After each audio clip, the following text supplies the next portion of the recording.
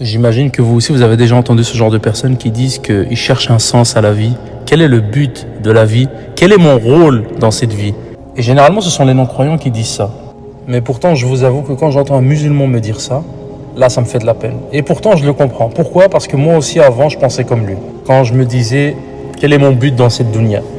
Et les gens me répondaient, ton but, c'est d'adorer Allah Azza wa Jal. Mais j'avais l'impression qu'on me donnait une réponse toute faite. Je me disais, oui, ok, mais concrètement. Et puis un jour, j'ai compris quelque chose qui a changé ma façon de vivre.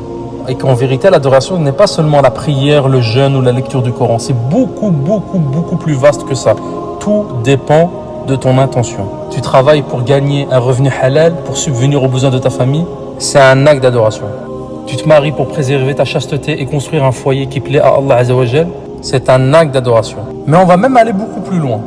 Imaginons que tu manges avec l'intention de prendre des forces pour mieux obéir à Allah Azza wa Jal. Eh bien, ton repas peut devenir un acte d'adoration. Imaginons cette fois-ci que tu veux dormir avec l'intention de récupérer pour que tu sois un peu plus en forme pour te lever au fajr ou pour travailler honnêtement le lendemain ou pour aider tes parents, par exemple, pour X ou Y tâche. Eh bien, même ton sommeil peut devenir un acte d'adoration. Même voyager peut devenir un acte d'adoration si tu le fais dans le halal pour contempler les signes d'Allah Azza wa Jal et méditer sur sa création. Transforme les actes licites que tu fais déjà en actes d'adoration.